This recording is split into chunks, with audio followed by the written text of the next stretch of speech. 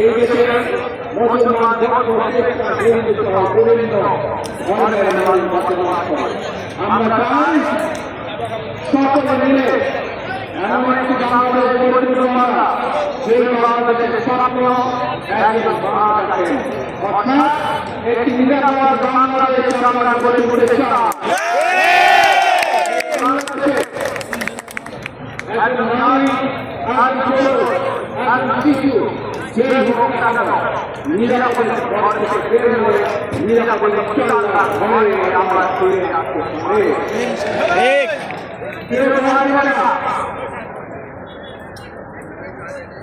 এই দেশে জনসংখ্যা অনেক নারী 4 কোটিরও বেশি তরুণ প্রজন্মের সদস্য 5 কোটির মতো শিশু 40 লক্ষের মতো পরিবার মানুষ রয়েছে। কয়েক কোটি কৃষক শ্রমিক রয়েছে। এই মানুষগুলো একটি প্রত্যাশা আছে রাষ্ট্রের কাছে, এই মানুষগুলোর একটি আকাঙ্ক্ষা আছে দেশের কাছে। আজ আমরা সকলে ঐক্যবদ্ধ হই, আজ আমরা যদি সকলে প্রতিজ্ঞাবদ্ধ হই, তাহলে আমরা এই লক্ষ কোটি মানুষের প্রত্যাশাগুলো পূরণ করতে পারি।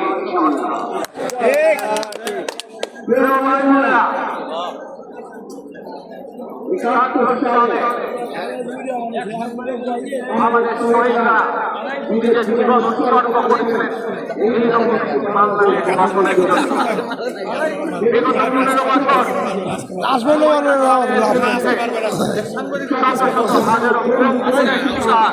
হয়েছে শুধু রাজনৈতিক দলের প্রতিবাদ করতে গিয়ে অত্যাচার নির্যাতনের শিকার হয়েছে।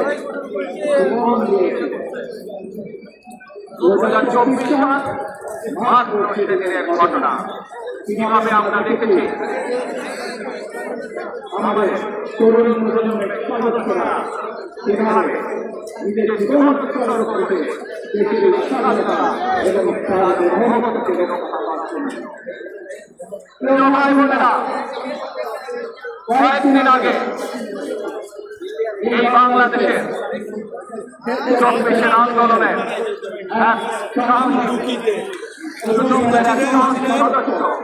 ওসমান হাদিকে হত্যা করা হয়েছে।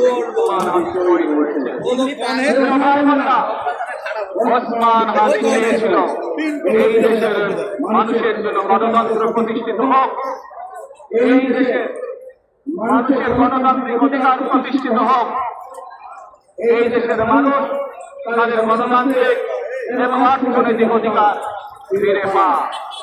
আজ শক্তিশালী আন্দোলনে যারা শহীদ হয়েছে, ওসমান হাদি সহ একাত্তরে যারা শহীদ হয়েছে, বিগত স্বৈরাচারের সময় বিভিন্নভাবে সংঘর্ষের শিকার হয়েছে, এই মানুষগুলোর রক্তের ঋণ যদি শোধ করতে হয়, আমরা অবশ্যই প্রত্যাশিত বাংলাদেশ গড়ে তুলব, যেখানে আমরা সকলে মিলে কাজ করব, যেখানে আমরা সকলে মিলে আমাদের প্রত্যাশিত বাংলাদেশকে গড়ে তুলব। ভাই বোনেরা, বিভিন্ন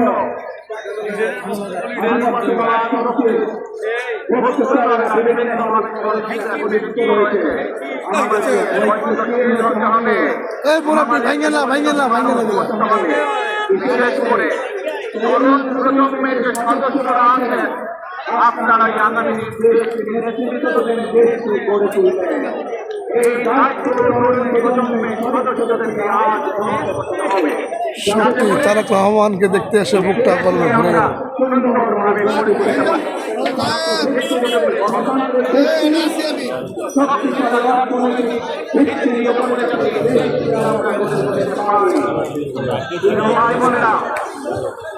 আমার সাথে আজকে মঞ্চে এখানে বহু জাতীয় নেতৃত্ব বসে আছেন।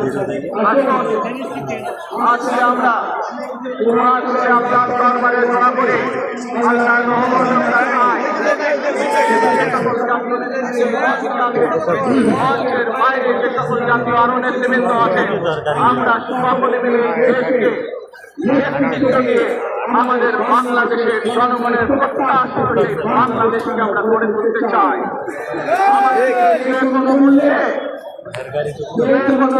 আমাদেরকে দেশের শান্তি শৃঙ্খলা রক্ষা করতে হবে। আমাদেরকে ধীর শান্ত থাকতে হবে। ভাই বোনেরা, আমরা দেশের শান্তি চাই, আমরা দেশের শান্তি চাই, আমরা দেশের শান্তি চাই। ভাই বোনেরা, মার্টিন লুথার কিং নাম শুনেছেন না আপনারা? নাম শুনেছেন তো আপনারা? মার্টিন লুথার কিং তার একটি বিখ্যাত ডায়লগ আছে, আজ এই বাংলাদেশের মাটিতে দাঁড়িয়ে আপনাদের সকলের সামনে আমি বলতে চাই, বাংলাদেশ জাতীয়তাবাদী দলের একজন সদস্য হিসাবে আপনাদের সামনে আমি বলতে চাই, I have a plan. For my country, for my country. আজ এই পরিকল্পনা দেশের মানুষের স্বার্থে, দেশের উন্নয়নের জন্য, দেশের মানুষের ভাগ্যের পরিবর্তনের জন্য যদি সেই প্ল্যান, সেই কার্যক্রম, সেই পরিকল্পনাকে বাস্তবায়ন করতে হয়।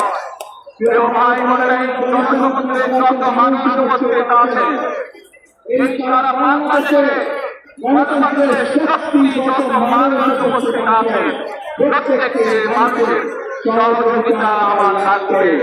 প্রত্যেকটি মানুষের সহযোগিতা আমাদের লাগবে। আপনারা যদি আমাদের পাশে থাকেন, আপনারা যদি আমাদেরকে সহযোগিতা করেন, ইনশাআল্লাহ আমরা